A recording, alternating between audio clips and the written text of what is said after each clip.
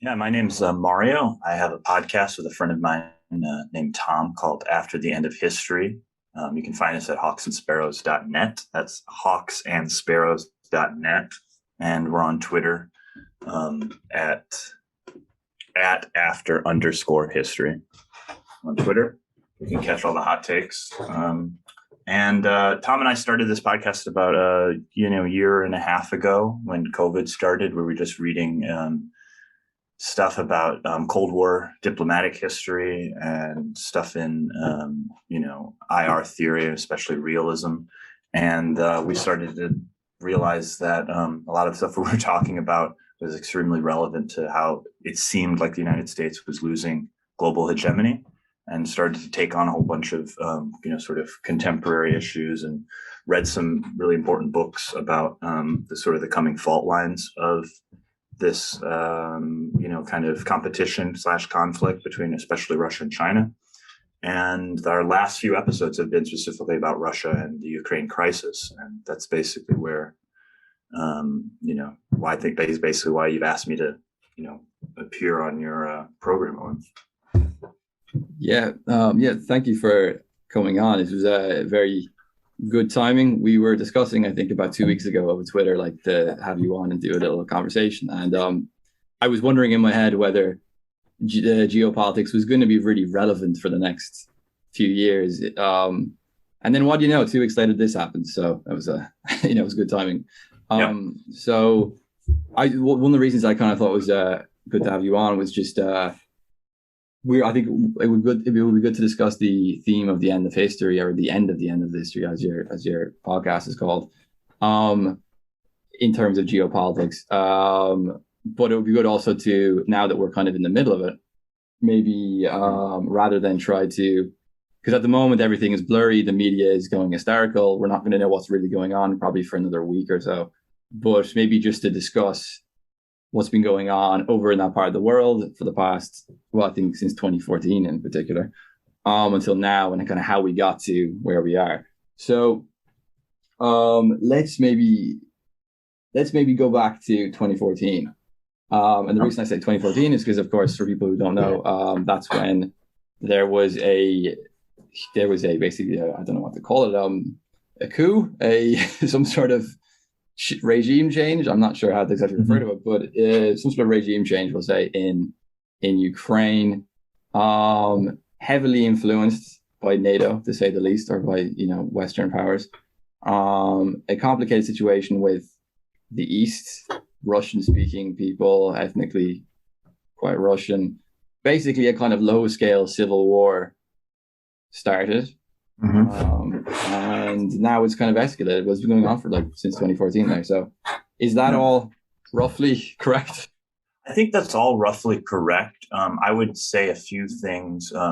First of all, that it was a coup. I think it's, just to be fair to all of the events, one should probably describe it more like the U.S. manipulation of democratic outpouring of anger of various sectors of society that culminated in basically a coup, yes, which the United States, through its basic form of, paradigm of color revolutions, is highly skilled at doing. But, most people, who start with the events of 2014 start with this political crisis. But I think it's probably also helpful to step back even a little bit further from that. Think about Ukraine as a country that has been basically very divided ethnically from its, its basic, origins as a modern state since 1991. And that's basically along the lines of a kind of Western Ukrainian, Eastern Ukrainian / ethnic Russian fault line. And many of the elections have gone back and forth since 1991 for either side of that, constituencies. And also in the West, there's also a difference that many are Catholic. It's called the Uniate Church.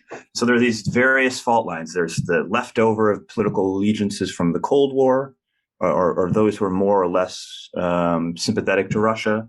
There's a religious Orthodox versus kind of Catholic schism. And then there's a linguistic one, too, in which many people, as their mother tongue, speak Russian.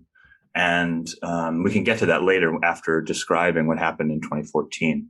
But, I would say that the larger context for the events of 2014 was actually in some way the 2008 financial crisis, in which the Eurozone crisis and debt crisis created a number of budgetary problems throughout Europe, but especially on Europe's periphery. And in Eastern European countries, EU member countries, there was you could just put it simply as the necessity for giving a lot of these countries IMF loans. Ukraine, not part of the EU, was also in dire straits. And it too depended on a huge amount of loans from the IMF. And it was under the context of these budgetary crises that the then president Yanukovych, who was more aligned with the sort of Russian ethnic and more Russian sympathetic constituency of Ukraine, basically tried to shuttle back and forth from Brussels and Moscow to reach more favorable loan agreements about how to handle his country's budgetary crisis.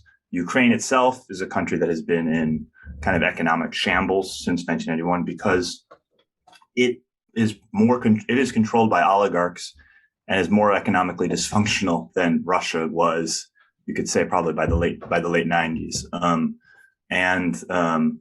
Russia went through its own huge cataclysm.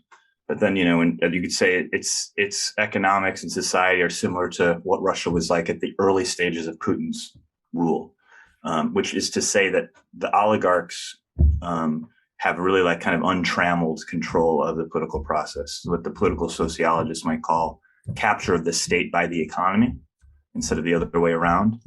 And that leads to huge amounts of inefficiency in the Ukrainian economy. And so to put it bluntly, Yanukovych was tacking between Brussels and Moscow to get a loan that would basically allow him to push his budget and his economy forward for another few years. Now, the terms of these different loans was, you could say, that one of the bases of the conflict and what was the cataclysm for the Euromaidan protests. The EU terms were something like I'll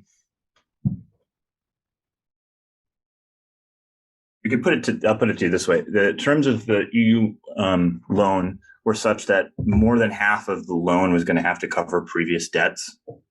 And it was, for a few $billion, whereas the Russian one was for much more money and had, you could say, more favorable trade terms in which they were going to be guaranteed to be part of this Eurasian trade organization. And the issue really came to a head when Yanukovych seemed to indicate that he was going to accept the loan from Moscow after the EU said there would be no compatibility between acceptance of EU terms and maintaining membership in this Russian trade organization. And so this is what spurred on the first, outpouring of people on the streets for the Euromaidan protests. And this protest brought in all kinds of people from across society, from the left and the right. But after a period of time, the right sector, what later becomes Azov Battalion and things like this, take on a kind of leading role in pushing the momentum towards more violent clashes with police on the streets. Yeah, that was great. It was good to hear it being framed from the '08 crash onwards. I never even thought of that before. So it seems that there is the conflict is also largely about alternatives to the kind of post-war Western technocratic economic support and financial support of various smaller nations. Because I remember after the '08 crash too, from an Irish perspective, we had an IMF loan which said we had to privatize our water supply. We had to do all, and it led to various protests Yeah. and so on. So Yeah, there are all these compatibility issues, right? In order to get these loans and to be part of the EU, you have to be compatible, um, degrees of privatization, types of arbitration you're willing to undergo, all kinds of things, right? yeah, exactly. Because what we're basically being told about this conflict is that it's a kind of like you got basically it's kind of like there's a small country that's being pushed around by its bigger neighbor, and they've kind of just taken over, and they're trying to push them around, and they want freedom and democracy. But you see the conditions to getting into this Western sphere is extremely dubious, and it kind of puts you in a very weak position. So there's actually on the other side a desire to find alternatives to that. And of course, once there is alternatives, then the West is starting to lose its influence, and then of course this leads to more conflict. So I was wondering, maybe we should talk a little bit about the influence of the kind of far right over there, how it went from genuine protest against corrupt oligarchs, bureaucrats, and so on, to being something which was quite kind of ultra nationalistic, anti-Russian, and so on. Well, I think anyone can kind of understand that people who take a leading role in militant action in a series of protests or in a movement can often not only control the momentum of that protest, but often put themselves in leadership positions. And the big parties, I mean, I'm no expert on Ukrainian politics, by the way. I shouldn't present myself as a kind of like someone who studies Ukraine or anything, but I find myself constantly having to argue with liberal friends about the contents of Ukrainian politics, like what its parties are and stuff, and like force them to recognize there's this thing called the Azov Battalion, the Spoda Party, right sector. So there are these elements in its political system that are, by any liberal kind of definition, the way these liberals would operate in the West would be running around with if their hair was on fire and calling them fascists. But when in the context of Ukraine, they're basically mum, or they, for the most part, they just don't even know about it because no one talks about it. But those are the biggest, I think, most significant sort of right-wing elements in Ukrainian politics. But the point about, I would say, about Azov Battalion is that it's plays a pretty important role in its military. It was basically integrated into its National Guard, and Azov refers to the Sea of Azov, and so it's actually an eastern area, and so it's, I think, a claim on capturing this eastern area from ethnic Russians, and so that is, you could say that's the basic content, or the what Vladimir Putin is referring to when he talks about denazification of the Ukrainian military. Now, I think that those claims are overstated, but they are not overstated to such an extent as to call them pure propaganda, as most people in the West would, as most commentators in Western liberal media decry it. There is a basis to it, but it's overstated. Yeah, and I wouldn't want to describe all of the Ukrainian military in that way either. Yeah, of course.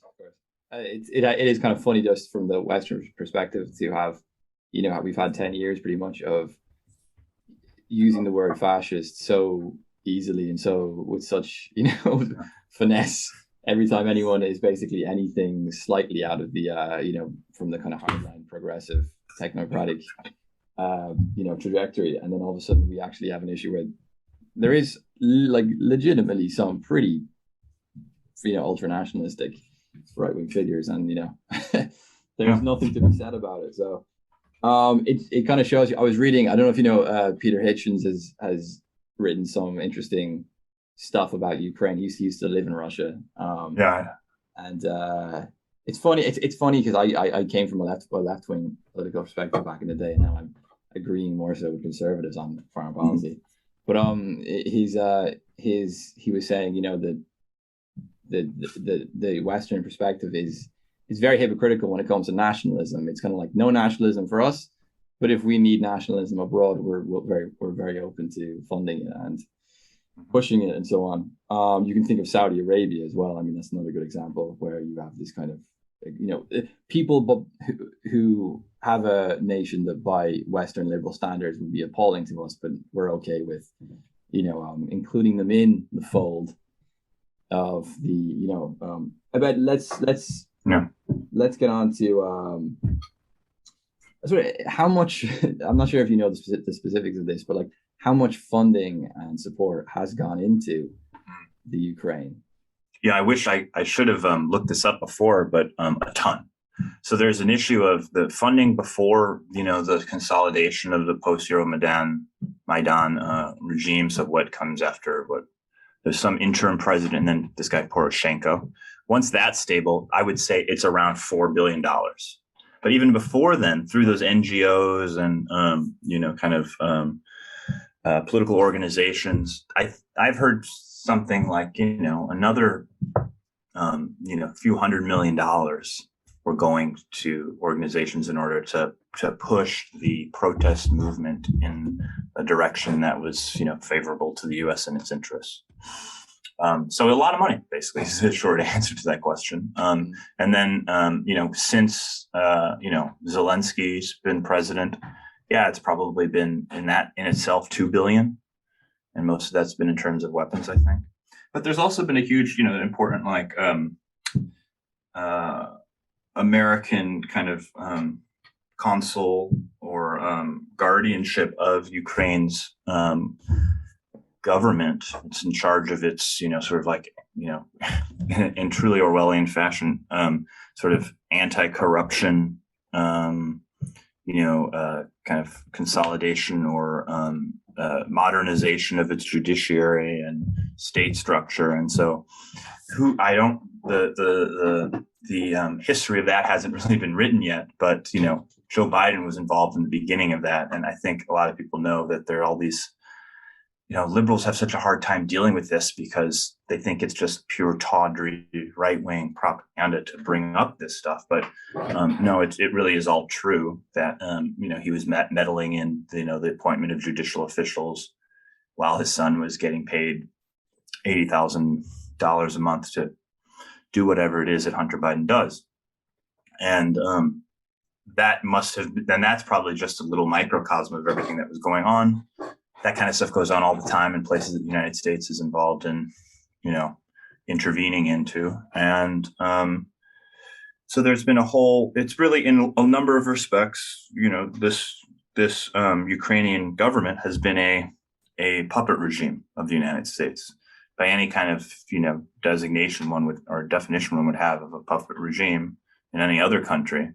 This one fits the bill, I think, in a lot of respects. And, yeah. And of course, I would be remiss to not mention the name of Victoria Nuland, who was then Undersecretary of State for Eurasian Affairs, and now is also in the State Department. Her official title is another type of Undersecretary of State, I think. And she really was someone who wrote the script on a lot of the political trajectory of Ukraine.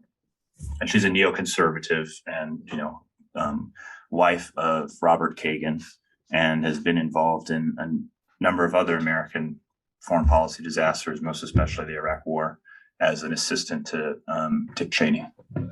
Yeah, these Robert Kagan, Victoria Nuland characters are John McCain was another one. These people are almost, I don't know, like they kind of occupy a role of like international political manipulation, trying to, I suppose, harness the energy of various antagonisms and conditions which exist. And a lot of these antagonisms and conditions are very authentic and genuine. And they may cry out for genuine help or change, but they're almost like a kind of class of people that kind of hop around the international scene, molding these energies to their own, to their own liking, to their own interest. The NGO complex, which I think seems to correspond to that aim, in quite a significant way? Is another fascinating question. I don't know if you're familiar with Yeah, the writer Angela Nagle, Irish I writer. am. Yeah. Yeah, she's done some pretty good writing on the NGO complex, in Ireland in particular. Mhm. I don't really know what interest Ireland is to the kind of the big players on the international chessboard, but even a small country like that, there's a huge amount of NGO funded influence in that country, behind the scenes working its magic. And I think it's probably got something to do with the tech sector there. There's like no The tax. tax haven aspect as It's a well. tax Yeah. haven, and the Yeah. EU aren't happy with it. The EU always wants them to pay more taxes, and then there's always this kind of back and forth. So there's kind of like this. There seems to be these tensions internationally between um, like different powers influencing these smaller nations that operate as significant modal points on this global map. And it does feel like we're in. I was going to bring up Zbigniew Brzezinski, Should. I'm glad you did. Yeah. Yeah, Yeah. because Crimea, of course. So maybe we should talk about what is it about the Ukraine and that region which is so significant for these international players. Yeah, so there's a bunch of things you brought up that's interesting. I think I should read. I haven't read Angela Nagel on NGOs. I should send me what she's written on that. But it's interesting because I'm old enough. I'm about, I think, maybe 10 years older than you, but I'm old enough to remember the first discussions of NGOs at the end of the Cold War being about these civil society organizations that were going to prop up and create the conditions for a vibrant kind of both institutional and public sphere basis for democracy, right? And much of that was true, and much of it was organic, but a lot of it also was has a longer history in Cold War infiltration of, political organizations and in the, you could say, the public spheres of other countries. And you could say it's basically a way of getting money and personnel into key positions of organizations that have an effect in the politics of other countries. But something has happened since I want to say 2001. I mean, I'm not an expert on this issue, but it seems like something happened since the Iraq War in which these organizations have become even more manipulable. And I think it has to do with the transformation of the National Endowment for Democracy and USAID have taken on responsibilities of a whole slew of foreign policy tasks that were once a part of the State Department and the CIA. I forget which figure said this, but someone who was in the State Department once said that the activities of NED do publicly what the CIA used to do clandestinely. And one person that's important, I think, to read in respect to this or to know about in respect to this is Gene Sharp. And there's a woman whose name escapes me right now, wrote a great series of pieces on the sort of reconstruction of the thought of Gene Sharp about how a kind of politics of nonviolence and of humanitarian activism is slotted in for the uses of political activity in countries that either are seeking to topple dictators or seeking some kind of political change, and why those political activities always get pushed towards anti-statist and neoliberal privatization schemes, and looking at the relationship between this humanitarian discourse of kind of like, activist type people. Gene Sharp's ideology gets slotted into there and pushes these movements always towards these more neoliberal ends. And I think the pieces are on this website called nonsite.org. But these you could say this form of political intervention through NGOs, through so-called civil society organizations, has now become such a well-established article or well-established tool in the playbook of State Department and CIA manipulators who are now using it or as they always basically have, but now probably even more deftly and more effectively, to pursue policies along the lines of Zbigniew Brzezinski. And that's why Ukraine is important, because Zbigniew Brzezinski's whole point was to create the conditions for basically a divided Russia and a weakened Russia, a Russia that would have conflicts on its borders in its so-called near abroad. And that's a term that they wouldn't really like, because that's a Russian term for its former Soviet space kind of countries. But the idea is basically to create as much a kind of, as Brzezinski described it, pluralism in Central and Eastern Europe would be the conditions for weakening of Russia.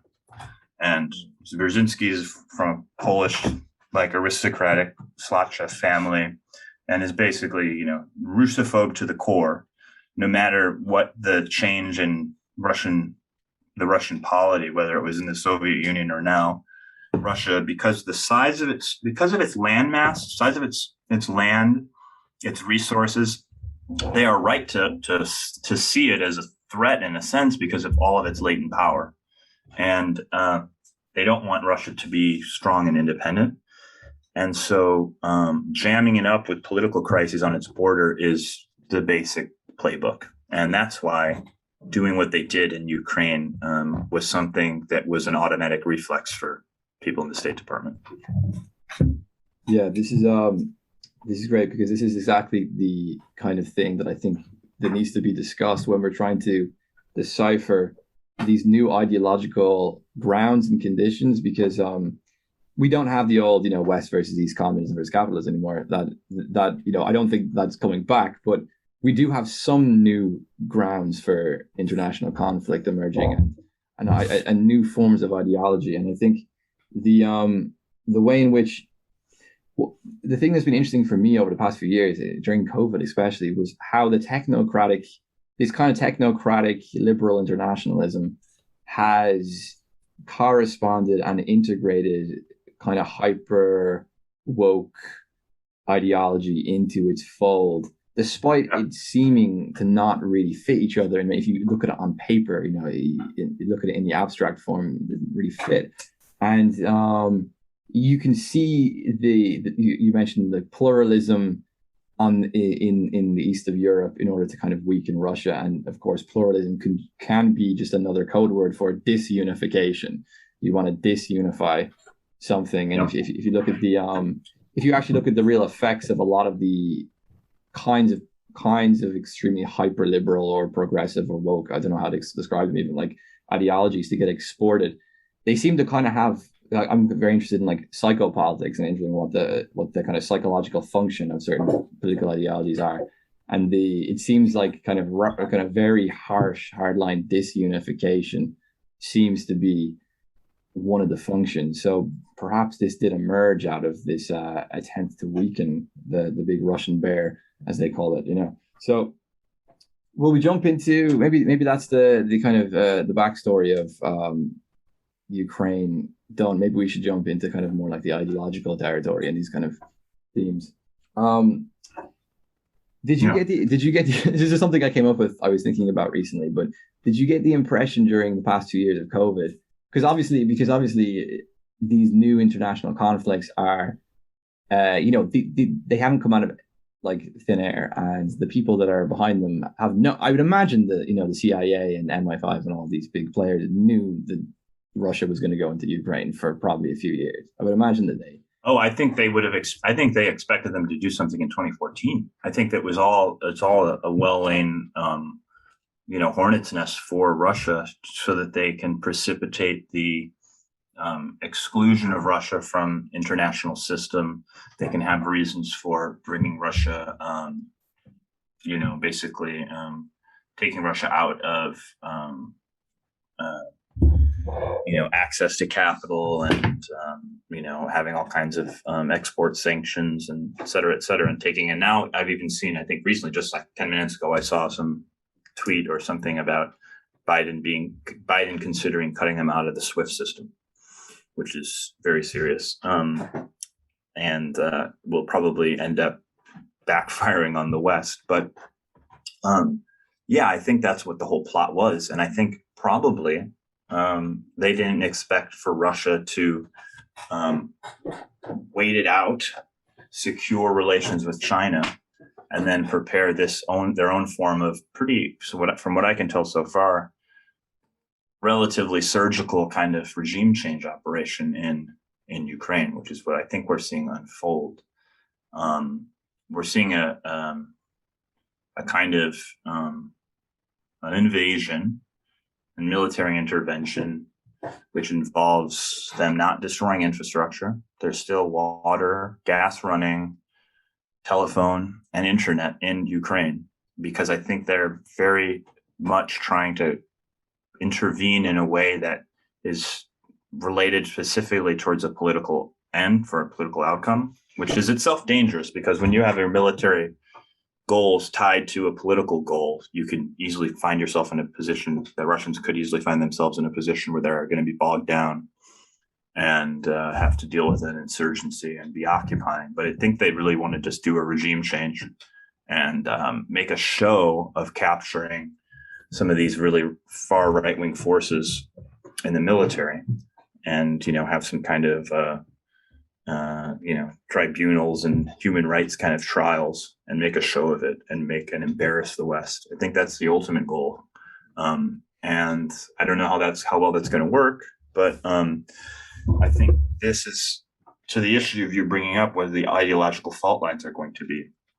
I saw in one of, maybe Putin made in a sort of a passing comment before, in his announcement of military activities in Ukraine, something along the lines of, did he not say, he didn't say decadent West, but something about them, their ideology being against nature, which is, an appeal to the kind of, many people in both China and Russia now have a kind of rejection of like trans ideology and much more identitarian direction of liberalism in the West. And also he described, the U.S. and EU and NATO as an empire of lies. And I think you're going to see a much more robust denigration and rejection of the West along those terms from both China and Russia. China is much more sort of kind of controlled and disciplined in their, I think, ideological attack.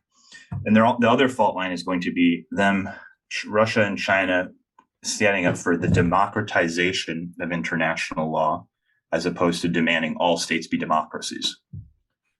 And that'll be another, I think, ideological cudgel that they'll use against the West. So while the West has been intervening militarily to disastrous effect around the world on the basis that they have a right to, because those countries aren't democracies, they're going to say stability depends that international law be followed, regardless of the character of the regime.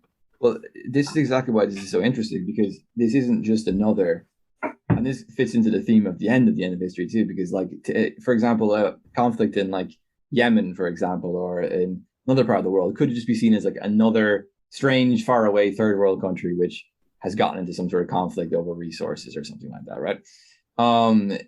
Like they haven't become fully integrated into the fold, the democratic global fold. And this kind of Fukuyama topics get brought up because Russia is, yes, it's not the Soviet Union anymore, it's not communism, but it is fighting two things, it seems, on a kind of culture and ideological level, which is, one is the woke, exporting of, pluralism in the East and so on. The other is actually, ironically enough, far right ultranationalism, right? So you have them fighting. You have them fighting in Ukraine. You have both of these influences, right? So you have them fighting both of these things in one go. And I think that what a lot of the world is going to be looking at in this conflict is, because a lot of us in the West, we don't necessarily want uber hardcore provincial far right nationalism, which is kind of just a hangover from the Cold War. I think a lot of people, even populist right people, or like old conservatives, they don't want that either. I mean, they want, maybe they agree on some level, but they don't want that either. And I think a lot of people also don't want hyper, tech capital, everything exported, your culture exported from Silicon Valley, super woke, managerial, corporate, so we, like, those two things that you have that are being exported around the world, I think, to us at home, interestingly, are deeply, deeply unpopular, increasingly so. So, in a way, just like Russia used to be, the home of, the communism, the Soviet Union, where an alternative to, liberal modernity was formed, it seems that Russia is again. I'm not trying to glorify them. I'm not saying they have a model No. that's going to fix everything, but they seem to at least be this constant reminder that of this alternative to whatever the West, whatever the kind of whatever liberal modernity seems to crap out. Because I think that hard right nationalism and wokeism are kind of the excesses of liberal modernity, which they've crapped out, and not many people really want them. So. Yeah, although I'd try to correct you basically along the lines of this. I mean, Russia is very bad at soft power. Russia's model is not appealing to the world. Maybe in 10 years from now, as this younger generation that is probably the most suffused with this identity politics, it might become more jarring, and people might take a different look at Russia. But I think for the most part, it's still not appealing. Which is that. It's basically a kind of, or at least how Putin tries to present himself as a moderate conservative, who is a kind of balancer of these new ideologies that are coming out of Russia from there's a liberal statist version. There's this Eurasianist idea. There's a kind of neo-imperial Russian ideology. And he balances these sort of 3 or 4 ideologies that have the most purchase in Russian politics, and tries to bring a kind of coherent synthesis of them all. And you can see in Russia's, both in its claims on Ukraine now and its turn towards China, it really is a mixture of all those things. I think that the West is often very wrong and foolish to assume that when Putin leaves office, or who knows if he's kicked out of office, that the person who replaces him is going to be more liberal than him. That is, I think, one of the most fallacious assumptions that you see in Western liberal discourse about Russia. He may very well be the thing that's sitting on the thumb in the dike of a dam that's going to unleash Russian nationalism on a much more destructive level, to the aims of the Western liberal order. But another issue is the internal. Is that, I mean, I often say this. We'll say this to Tom about the political leadership of the liberal West, is they're just getting high on their own supply so much that it seems like they're creating conditions of their own dissolution, and nothing is more indicative of this than the sanctions regime that is going to probably be imposed on Russia after Ukraine. Now, I'm not surprised at all, and it's probably wise to sanction Russia in a number of respects. But by going too far with sanctions, and to see the way they've used sanctions over the years, has only increased the need for other powers, mostly Russia and China, but other countries too, to find alternative means of payment. And once you have a country with as much oil production as Russia, and all oil is traded in dollars. Once you have them moving away from the dollar and finding alternative means of payment, you create the conditions for other countries as well to find or to use a method of or means of transactions outside of the dollar. When the dollar is no longer universal, you've undermined yourself. And in a way, to put a bow on it all, sanctions are kind of the original cancel culture as a part of the liberal international order from the intra-war period after World War I. I mean, that was basically the chief mode of coercing states that they felt didn't meet the norms of the liberal international order. And as we all know from our high school history, it didn't end well. And something similar is occurring now. And those who simply dismiss, as they have for years over this crisis, Russia's what I think were legitimate security concerns about Ukraine joining NATO, are going to have to face up to the fact that they are often in very hysterical tones are only bringing about the end of the hegemony of this liberal international order all the faster as they seek to sanction and punish Russia for this. I'm not saying there shouldn't be any repercussions for Russia because they did attack another country, but going full throttle and in kind of a hysterical mode towards the most punitive actions short of military reprisals against Russia will very much undermine the basis of Western power. Yeah, I think I think I guess it's also a question of now that there is kind of more alternatives with like BRICS, for example, the BRICS group, the Brazil, Russia, India, China, and you kind of and South Africa, I think the last one. Yeah, I think it was. Yeah, South Africa. Yeah, that's what the S was. Yeah. Well, you don't hear that much talk about that anymore, though. It's funny. Yeah, that was a very much a post 2008 or kind of discourse. But no, but to your point, sorry, I'll let you ask the question first. Yeah. I suppose all of the it does come back to this to 2008 when this all happened, and then there seems to be like people are looking more and more and more for alternatives, ways out of the hegemony of the kind of post-war technocratic, I think, American-centric order. And I suppose as these alternatives kind of become more viable and there's more people included into them, it does seem like actual things which you don't think are possible suddenly become possible. Like when we saw Russia go into Ukraine, I think most of us kind of thought, I don't know why, because it didn't actually make any sense, because they did go into Syria and they did do it quite successfully for what they want to achieve.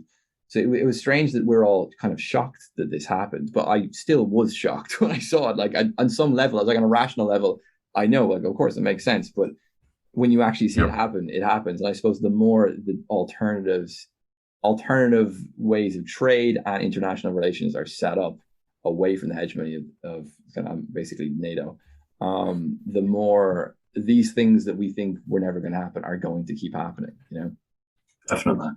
And I think that when this kind of brings up a kind of philosophical point, but when something happens which you don't think could have ever happened, and I think COVID was the same thing. I think if you went back 5 years ago and you said, okay, so right now in history, Putin's gone into Ukraine and we had 2 years of like global quarantine measures, we were like, that's mental. Like, there's no way that happened. I wouldn't believe it. Like, I actually wouldn't believe it. So no. I think when things happen which aren't supposed to happen, it kind of breaks the fabric of reality for us. We kind of think, well, what else is possible, huh? So maybe there's a bit of a positive spin on this, in the sense that it's kind of what I kind of sometimes go back to like Mark Fisher's capitalist realism. It's kind of like we're just so stuck in this realism. And I'm like, I wonder if he was around today, what would he think? Because I think so much of that realism has been broken, not necessarily by international communism or the revolution, but reality itself in a way. I mean, the whole thing. What was Mark Fisher's take was that what he looked at several like domains of culture. That one was the sort of psychiatric world, one was like ecology, and the other was sort of, I guess, culture, internet culture, right? Were the sort of three things that were what he thought were the most representative of capitalist realism. And the COVID regime is most similar, I think, to the psychiatric, kind of regime or sort of discourse that we have. And it very is much as a kind of safetyism discourse. I mean, we don't have to. Obviously, we're speaking now merely as cultural commentators on COVID at the moment, so we don't have to get into the science of this and that and this. But it's the most boomer disease in the world you could imagine. I mean, it's extremely risk stratified. All of society took on a bunch of precautions that we now realize maybe 50 to 80% of them were either unnecessary or at least unnecessary for younger people to be taking on. We waited out for vaccines, and they don't do very well in terms of stopping transmission. And the whole basically Western world was basically in thrall with the directives, or enthralled by the directives of the pharmaceutical and medical establishment. And it's basically led to another sort of, kind of crisis that is negatively affecting young people. That's leading to the inability for young people to start lives. I mean, either through the dislocations of unemployment it caused, very similar to my experience, but to a much greater degree, to my experience coming out of college in 2008. I mean, it was like, you couldn't really get a job. And that's one of the reasons why I went to grad school. And so there is a kind of, to bring it back to Mark Fisher, there's a kind of way in which capitalism is causing these disruptions in the natural life cycle of society that I've seen very much present in this COVID crisis. And, a lot of it, I think, has to do with managing the expectations and managing the illusions of baby boomers, which is we see also in the foreign policy domain. I mean, you have these people are having to, it's like the US media is geared just towards maintaining the illusions of baby boomers to make them still believe it's 1995. And eventually reality sets in. And that's what people, of our generation are going to have to really deal with and, recognize as a new reality. Yes, they are a very,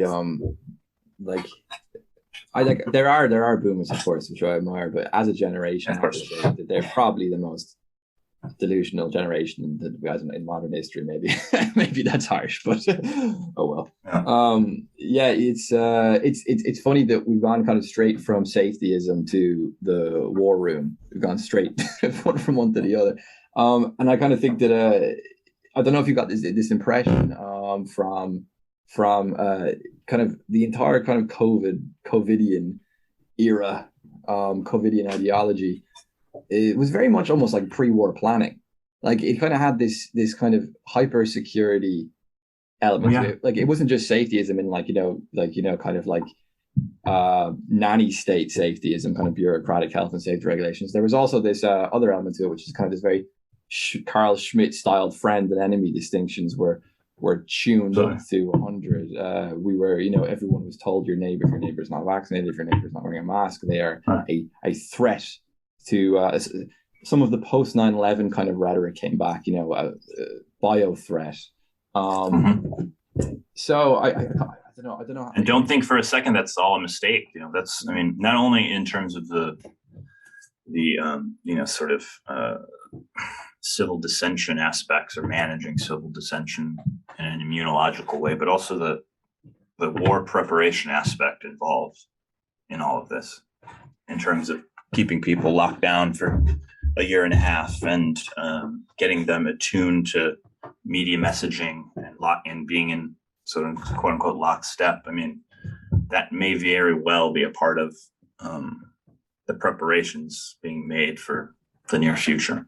And I think especially if you look at somewhere like Australia, because Australia is much closer. Australia is just geographically like far away from the kind of protection of America, basically. Well, and Europe. Yeah. I think America and Europe kind of they're kind of closer together geographically. They're kind of in this protective sphere, whereas somewhere like Australia, I thought it took the COVID measures to the furthest extreme because it was also corresponding to a kind of geopolitical crisis of it being kind of right. It would be very easy to take, we'll say, if China and the West went into a conflict. Australia would be very easy to take. Yeah. Yeah, I think where we think. Did you oh yeah, that was a technology. I was gonna say, did you get the impression just from watching the footage over the past few days of Russia going into Ukraine that it doesn't, like, their style of warfare seems a little bit more traditional, as in compared to the kind of like drones, kind of drones, soft power cultural sabotage, and proxy fighters, which seems to be the kind of Obama ear, the kind of Obama onwards after Bush. I think Bush went in. I think Bush himself was a kind of he was too much from the old world for the West. He was too much of that kind of like 20th century warfare style, Yeah. actually putting soldiers on the ground. Although the carpet bombing of Baghdad was not in any way old school. Well, maybe it was. I don't know, but like it was. It was absolutely horrific. And Yeah. to be fair to Russia, they haven't done that to Ukraine. So No. um, I was wondering what you thought about like there does seem to be like almost like the kind of political and cultural landscapes do seem to influence the kind of style of warfare to an extent. I don't know if you got that impression. No, I do. I mean, there's definitely a huge continuity in terms of Russia's war fighting with Soviet times, later Soviet times, and also to the general, you could say, split in terms of military abilities between NATO countries and Russia. Basically, the reason why NATO was created was because Russia had an overwhelming superiority in land forces. And so NATO combined with the United States' air power was going to, leverage a huge amount of a huge capacity for air power and nuclear defense against Russia's land power. And, so too today, that is Russia's strength compared to NATO. Still, NATO has superiority in air power. And at a certain point, when nuclear war would break out, it would just be a total disaster. But they want to basically be able to control the earliest stage of fighting, to degrade their opponent's military to such an extent that no further escalation is conceivable, such that they would have to use nuclear weapons. Now, they are prepared to use nuclear weapons, as was indicated by these sort of nuclear tests done. I mean, they didn't blow up a nuke, but they, engaged their nuclear arsenal and mobilize them in ways to show readiness to use them. I think a day or two before the invasion of Ukraine, and their use of force and their posture before the invasion was very much indicative of an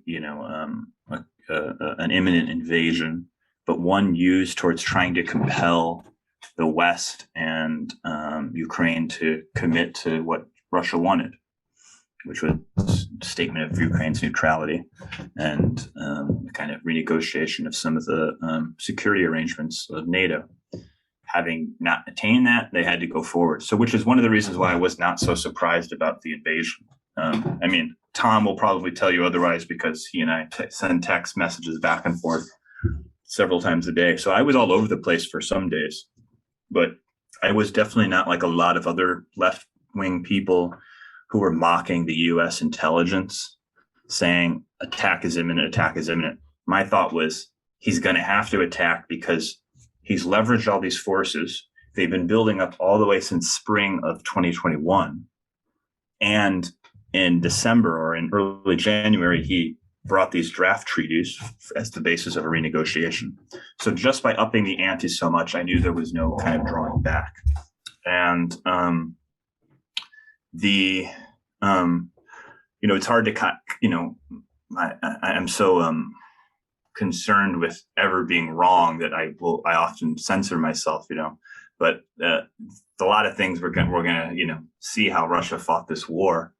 But from what I can tell so far, they do not seem to be as destructive.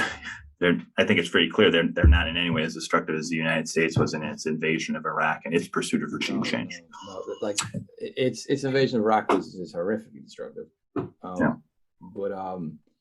Because I think it's an interesting question about the nature of the warfare, because it's I think we had this kind of post World War II mindset of like, well, nuclear weapons are here, so warfare is kind of between superpowers is impossible now. And I think Russia's invasion of Ukraine is going to be a kind of experiment to see, like, can a kind of form of warfare with actual soldiers and actual clashes, military clashes, be fought whilst not going to the scale of nuclear attacks. I don't know if you're familiar with the border. I'm not hugely familiar with that. I just heard this one story and I thought it was fascinating. But there's a border of India and China, a kind of no weapon zone. You're not allowed to. It's like a buffer Right. zone. Yeah, that's why in that clash they were beating each other with sticks. It was fascinating from like kind of the philosophy of the history of technology. I kind of think like, could you imagine like, you know, we get to a certain amount of destructiveness with technology that we were forced to revert back to like Stone Age warfare, you know? Yeah, yeah. Well, it's funny because there's that it's a funny kind of rejoinder to that quote. I forget who it is. It's not Einstein. It might be. You know, the next world war will be fought with nuclear weapons. The next one will be fought with sticks and stones. Well, just to avoid that, they'll fight with the sticks and stones first. That's the thing he got wrong. It won't go to this kind of eschatology of destruction. It'll go to the kind of brink, and it'll go, "Nah, we got to bring it back. Got to bring it back," and then you'll have the sticks and stones fighting. Yeah, no, it's a fascinating thing to happen. But of course, it's also worth remembering. You know, a lot of these people. I mean, you see this with with the beginning of the Biden administration with Jake Sullivan and Antony Blinken's like attempts to engage China in a form of competition, but cooperation in other areas. So too with this management of proxy warfare. These people think they can control everything and keep everything slotted in its little lanes and not overreact. But as you can see with the nature of the American political system itself, how irrational it is, that's not, you can't do that for very long. And the more that, you know, things blow back into America's face in terms of not getting the expected outcomes, the more likely it is for tensions to break out into conflict way outside of the bounds they expect it to stay in. Yeah, I think this is also a part of the let's say like economic forms of global competition. I think again after World War II, all the competition got financialized, and everything was sanctions, trade embargoes, reputational sabotage. NGOs is of course is another part of that. And I think that we actually forgot. It's almost like it's a bit like the real asserts itself again. You know that we haven't actually thought for a long time. Oh, actual like human judgment regarding let's send a army here and have an objective. Like we don't even think in those terms so much anymore. We kind of think every conflict is between, at least between superpowers. A small country will get, like Iraq will get bullied by a big country, by America, but between bigger countries, at least we've kind of gotten to this. What's clearly an illusion that every form of conflict will be kind of media warfare, financial warfare, and maybe some sort of like proxy regime change, sabotage, and so on and so forth. But now we're seeing actually no.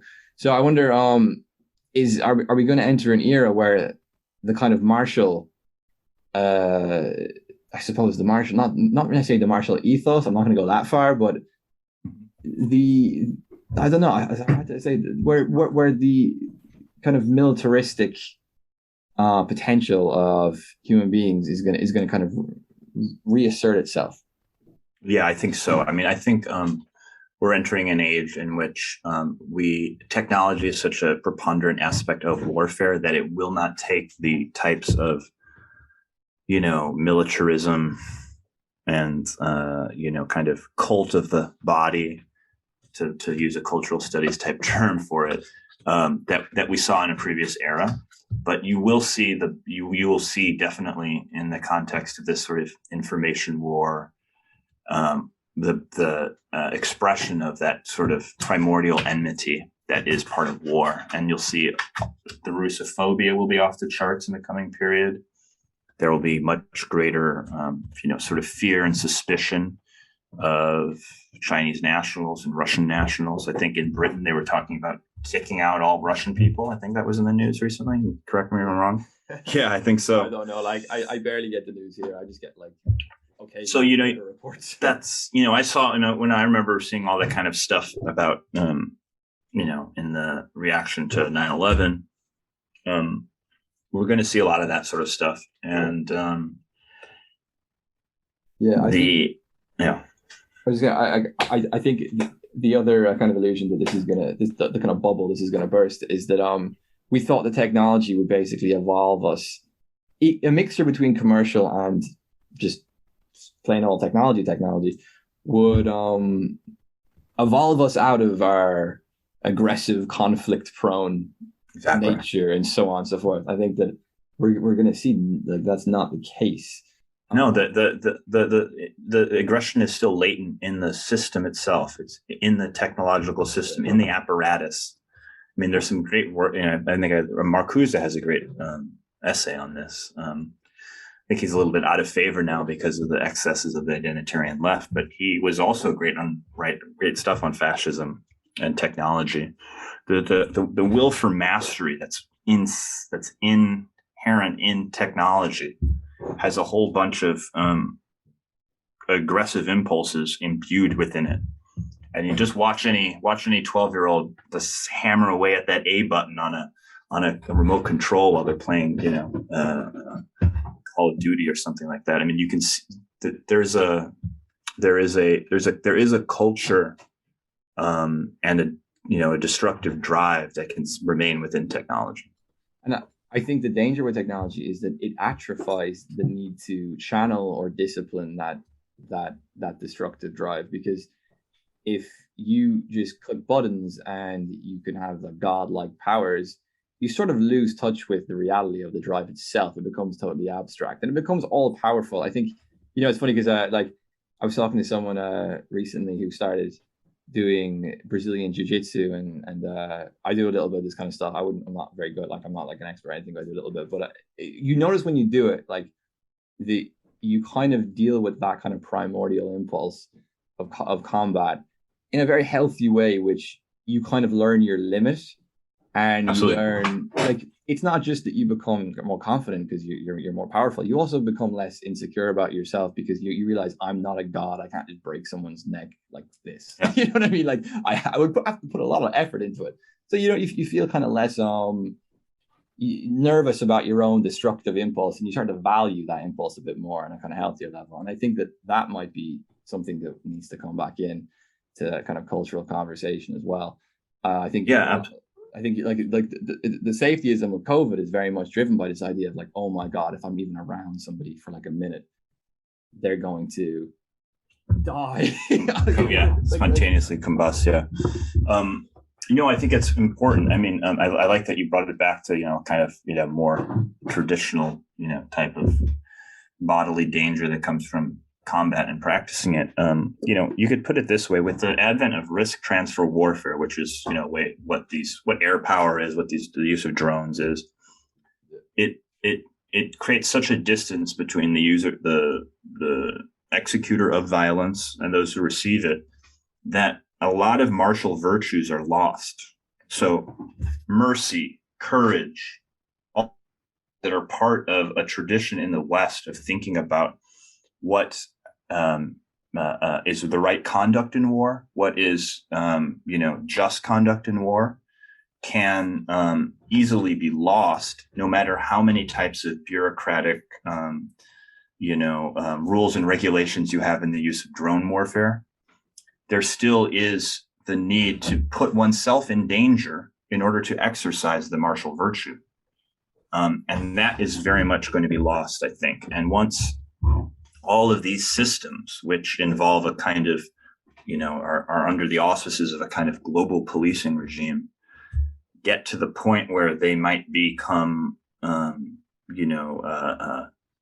under different conditions, not just, policing a few criminals and terrorists around the world, but are involved in total war, the cat's could really be out of the bag, and they can be used for completely different purposes, completely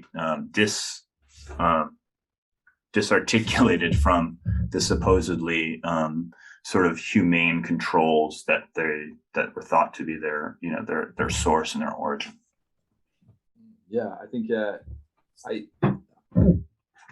I do think that a healthy thing for the West to engage in at the moment, because it's become so powerful, but in ways economically and technologically, but in ways which are so detached from any sort of either primordial or imminent or intimate, or all of a certain proximity to the act itself, in which we've lost touch with any sense of having to imbue some sort of honor, discipline, or restraint when we go about dealing with conflict and enforcing our will on others, and so on and so forth. I remember listening to a BBC in your time, it's that philosophy podcast, and they were discussing Marcus Aurelius, which is a few years ago. Yeah.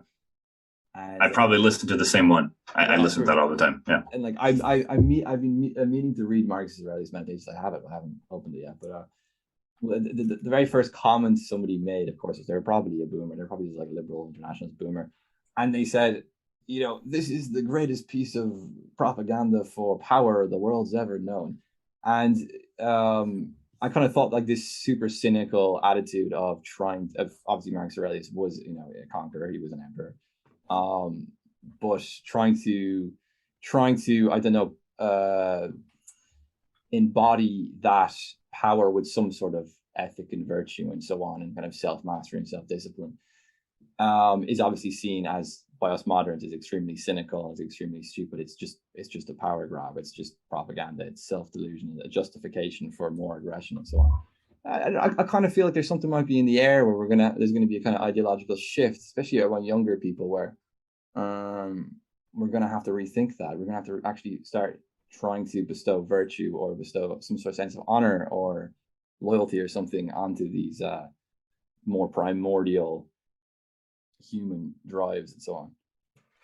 Well, I mean, as someone who's, very much frustrated with the left, I mean, the thing that I have to take my hat off to the conservatives on is their general description as people on the left and left liberal progressives as totally beholden to emotionalism.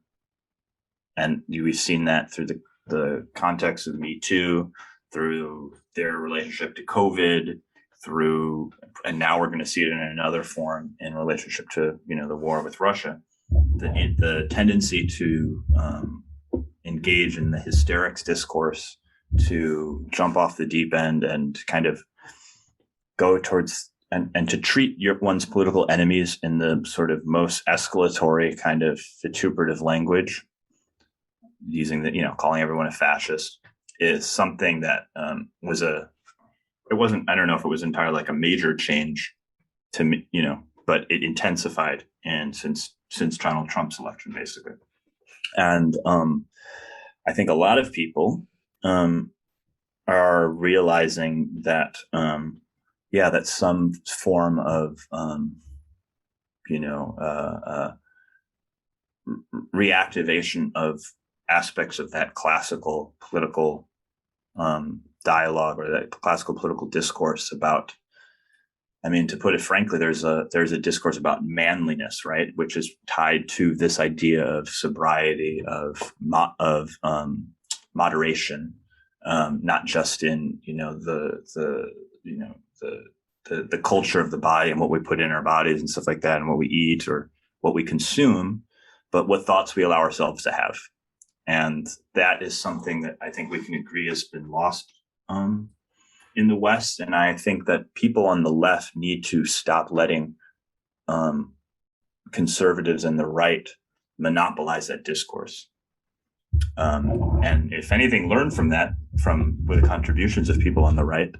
And I mean, I've always been I'm not like a kind of expert or anything, but I've always respected the work of Leo Strauss. I've read Carl Schmitt. I mean, I'm interested often in a lot of the things that people on the right are writing and talking about, much more than on the left right now during this period. Yeah, no, I'm the exact same. I think that the kind of emotionalism you're talking about is also this effect of a kind of imperial decline. I think that, the cancel culture logic is basically, I want, like, no redemption, no forgiveness is possible. Destroy your enemy. It's something that I refer to as a therapeutic Stalinism. It's a kind of like, it's got a Stalinistic purge. That person is just out, just level them. But it's not this kind of militaristic injunction. It's kind of industrial era militarism. It's of course a kind of overly medicalized kind of group therapy set. There's a lot of influence. There's a lot of influence of trying to put psychiatric modalities onto solving kind of complicated social problems, and which emerged in the 70s. And I think that, ironically, how that started off with trying to create some sort of harmony or peace, and it actually just turns into this kind of like narcissistic childlike state of I want total control. It's in a sense worse than kind of like traditional militaristic control, because it's a kind of deeply psychological control. So let's talk about the media landscape, which is responding to what the events in Ukraine. Do you have any thoughts on that? Well, there was a piece in the New York Times in, I want to say, late January. And the title was "U.S. considering backing an insurgency if Russia invades Ukraine." And and they interviewed or got remarks from a bunch of people, from Defense Secretary Lloyd Austin to Chairman of the Joint Chiefs of Staff Mark Milley, to this other kind of defense intellectual, former, I think, Admiral James Stavridis, who's written a book recently, 2034, about a coming war with China. But they're all advocating how important it is to arm Ukrainian forces for a partisan warfare, which would happen after a Russian invasion. And they were discussing how using anti-armor, anti-air weapons would bog down the Russians, and how this type of kind of engagement is exactly this type of proxy warfare is exactly what the United States is good at. And prior to this Russian invasion, you would have seen in the New York Times and all over the Western press all these images of middle-aged women with automatic weapons preparing to defend their homeland, and kind of really what I would argue are very absurd poses, entirely geared towards Western consumption. Right? They're entirely geared towards plucking the heartstrings of American and Western European audiences, all the better to vilify and demonize Russia, and to prepare that exclusion of Russia from the international system, which, whether it's justified or not, is one thing, but to identify and see what's going on in that media representation is a necessary aspect of analyzing the war and analyzing what's going on. You see the absurdist. You see it become even more absurd as Russia is clearly about to win this, and they're giving out weapons like candy, like Pez, in the streets of Kiev, in order to give people weapons, civilians who have no experience firing them, to engage Russian troops.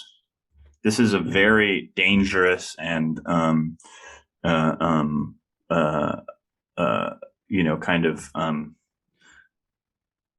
hysterical reaction in the face of imminent defeat. I mean, everybody knows how ridiculous it was for Hitler in his bunker to send out, youth to fight to the last man in this Gotterdammerung type of thing. And I'm not necessarily comparing it to that, but there's a point in which one has to realize you shouldn't be giving arms to non-professional soldiers or to untrained civilians. I should say you should be giving them to untrained civilians, because all that does is give a justification for Russia to shoot them. And there comes a point in which one realizes that the cynical media manipulation aspect of the conflict is taking over from any reasonable, military logic. And I see that as basically an outcome of this earlier decision to prepare Ukraine for partisan war. Yeah, I think the media, they're almost sacrificing people to become part of the media spectacle. so that we can continue this ideological distinction of like, look at these big evil, you know, white men coming in, and look at these middle-aged women and these LGBT minorities who are fighting against this Yeah. big invasion. It's insane. And I remember in Palestine, that little kid with the stone. Remember that famous picture where this little kid threw a stone at a tank. And my kind of provocative reply to that is always like, okay, let's pretend it's France or England in 1940. What image do you want to see if you're being invaded or if you're being occupied and so on? Do you want to see a little kid throwing a rock at a tank, or do you want to see a 28-year-old with a bazooka? Right, you want to Yeah. see a 28-year-old with a bazooka, right? Like, but it's like it's not like if it's in my back garden, I want a real soldier. But if it's halfway across the world, I want a democratic spectacle of inclusivity and so on. And these people are just going to get slaughtered. Like these people are just going to get slaughtered. So it's pretty insane. Um, uh, Yeah, it's very much a kind of Roland Barthes mythologies type of scenario, which one can plumb the depths of the emotional resonance of these kind of and ideological contexts of these images. It's very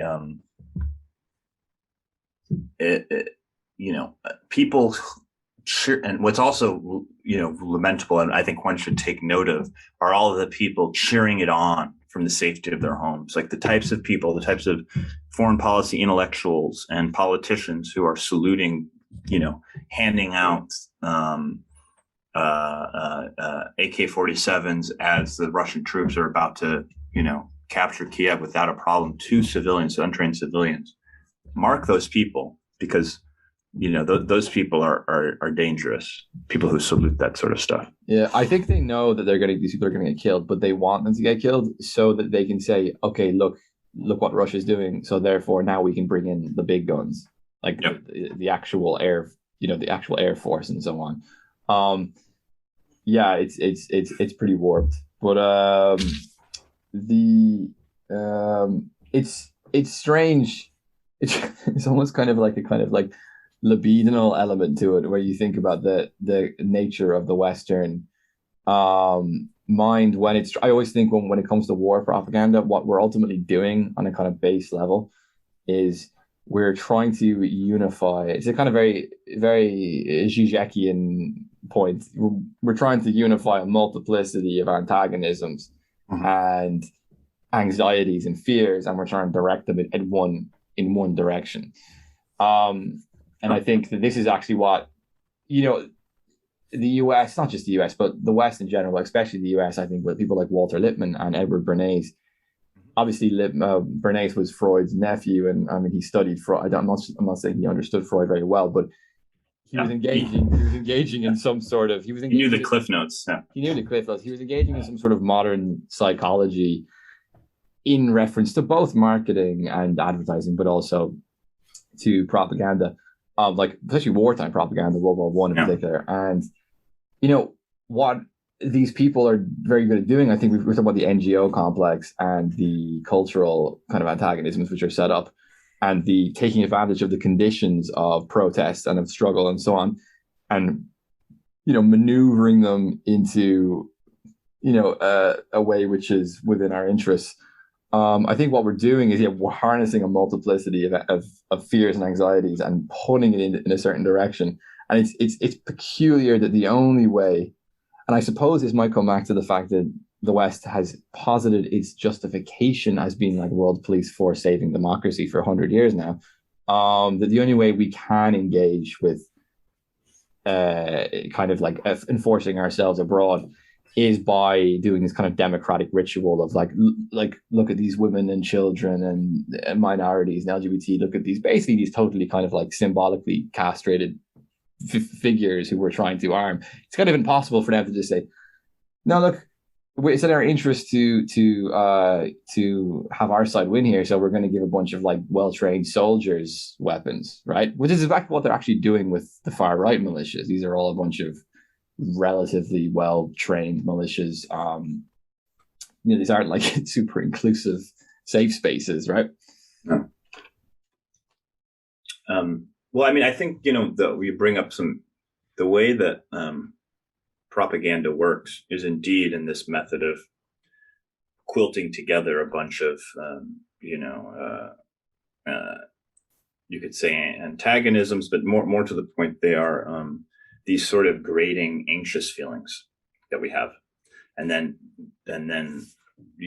manipulating them in a way so we can direct them in another direct, put them in towards an enemy.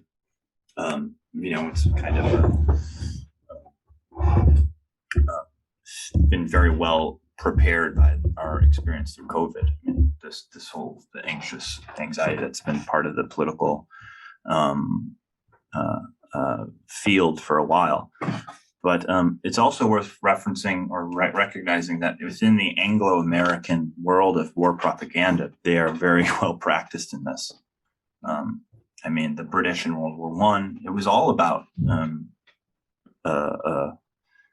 humanitarian concern and vilification of the Hun for the war crimes and stuff like that.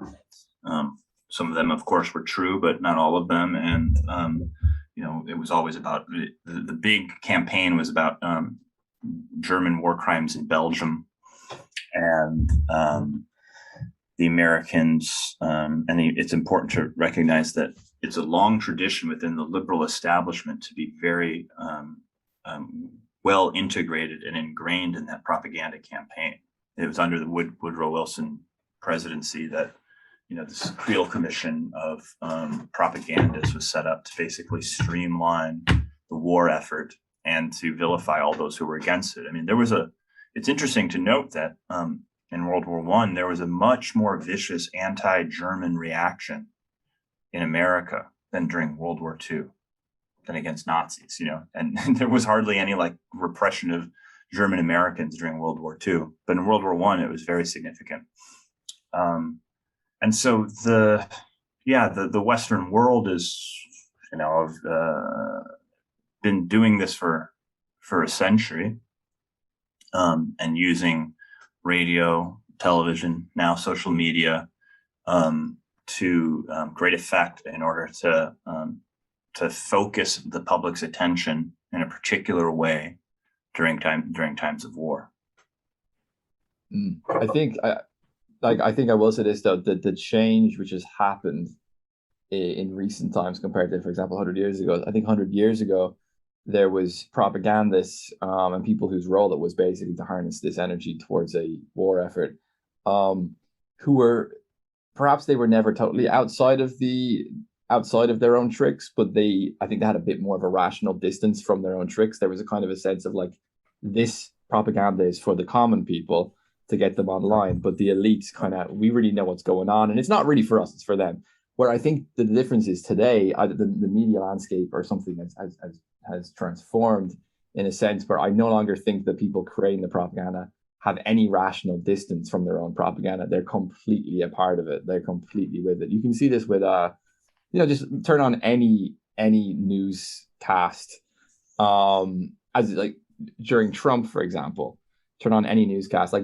These propagandists don't seem to me to be Machiavellian and savvy. They seem to be just they are part of the spectacle now. They're completely with it. They're emotionally involved in it. Yeah. Yeah, I definitely think that's true, especially regarding people in the Trump era, reporters and such. I mean, I think there's definitely some sort of a media spectacle point to be made out there of being, having an image made for someone else and then just becoming subsumed into the image. But maybe we'll finish up soon, but maybe we'll talk briefly about because we've discussed basically the fall of the left and how it's no longer, I think even during the Iraq War, the left was on the right side of history. It was a stupid war. It was a terrible decision. There was loads of war crimes. It was, Julian Assange, all of this. Left was still on the right side. Today, the left is no longer really there to provide any opposition or regulation to these. We were talking about what if the response to Russia is catastrophic and idiotic from NATO. We don't know what they're going to do yet, or it's too early to tell. But if it does escalate and it's entirely stupid, I mean, who's going to be there as the voice of reason? Because it doesn't seem to be the left anymore. So is it going to be the right? Is it going to be some new political faction? think there, what I see emerging is a basis for common ground between certain principled conservatives who are anti-interventionists who call for restraint and the anti-imperialist left. There are still, a few sort of voices and intellectuals who are in that latter category, and also in the former one in terms of I meant conservative anti-interventionists. And there needs to be a kind of a recognition that this convergence is naturally an outgrowth of America being an imperial country, being a source of imperial power. That of course it would be that you would make common cause with those who don't want to pursue say you could say overarching and diffuse goals of spreading a world government or of creating a global empire, with those who have a criticism of capitalism and of the imperial forms of political control that are necessary for that type of social power to exist. You're going to have to make a common cause with people who aren't going to have all of the same ideological trappings or ideological articles of faith that you have. If you truly care about stopping one of the things that is part of your ideological mission or that is part of your political goals as a leftist, you don't have to agree with people on everything, but there are people who have principled opposition to war and to imperialism on the right who have to be engaged with, and you have to sort of throw out your ego, I think, and all of your sort of tendencies to demand ideological purity from people if it is in fact the case that you want to stop war, and in this case where the stakes are really high, world war, because that's kind of the world we're entering into now, in which United States adventurism and unwillingness to take under consideration the security demands of rising powers like China and persistent powers like Russia is going to bring the United States up close to forms of confrontation that will be very devastating. And it's time for the left to start to really start to do more concrete theorizing about our own conjuncture, about the fact that we're facing conditions similar to Lenin writing about imperialism than we do about having to only make moralistic appeals about not destroying this or that poor country. I think it's easier for people on the left to make the moral appeal of not attack a country that doesn't pose a threat to us, as it is to oppose an order that is generative of all types of danger itself. To be able to criticize the direction in which this system is going and oppose imperialist war and impose conflict between great powers in general. Yeah, I suppose the other difference between what Lenin was dealing with and what we were dealing with today is that when Lenin was around, he could oppose the international conflicts which were a product of the emerging globalization of capitalism, but he had communism to replace that system with, and obviously communism is an internationalist project. What I kind of wonder about, the difficult situation we're in today, is if we oppose these international conflicts, or we oppose whatever move that NATO is going to make next, do we, because there is this void, if America do say, okay, we're no longer going to take this position as world police, we're going to step down to this position, we're going to be more isolationist, there is a void there which emerges. And you do have to, it does bring up the secondary question of I'm not trying to say there's a void, so therefore just stick with America because that's the best we have. I'm not trying to say that, but there is a void, and I kind of wonder if it then becomes part of the role of people who speak out against these international conflicts to try formulate some sort of new international order. No, you're right. There was a rival form of modernity, which was communism, socialism, which appealed to many people. And that was a, you know, you could say it was a viable alternative to liberalism and capitalism. But I think what's emerging now, and this probably, you know, is more synonymous or more compatible with a type of conservatism, which is the recognition of multipolarity and the recognition of a kind of recognition that there are these states that are the successors of civilizational states, one could say, or they're these kind of cultural civilizational spheres from Russia, China, Iran. Though they're not really let yet in this world of powers, but a recognition that these are regimes that are not liberal democratic, but they are stable, and they have claims to legitimacy that are stable but different from our own, and they have a level of power and a degree of integration into the world capitalist system that does not allow us to sort of denigrate them or seek to remove them from the system to the extent that was done, you know, say during the Cold War or more importantly, because there were really stable relations between U.S. and USSR, but to delegitimize them to the extent as we have become used to since the fall of the Soviet Union, since the end of the Cold War, in which we've been able to rely on the preponderance of American power as a mode of, saying to the world, it's our way or the highway. I think those days are done, and some measure of like conservative moderation in thinking about dealing with those countries, dealing with those powers is necessary.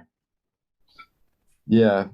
I also think that even the American status as the world police, as we call it, was a strange thing anyway, because it didn't really, I feel like on one hand it was enforcing a regime of global capitalism, well, on the other hand it didn't really have any totally fixed ideological necessities. For example, you could be Saudi Arabia and you could be included into it. You could be in a vase and you could be included into it. You could there wasn't, like, as opposed to communism, I thought communism had a more kind of consistent ideological conditions in order to actually be in the fold, where it seems capitalism is so adaptable that and it's so malleable that it does it. I think part of its appeal has always been that it doesn't necessarily demand 100% that you have to adopt a totally rigid ideological framework. There's always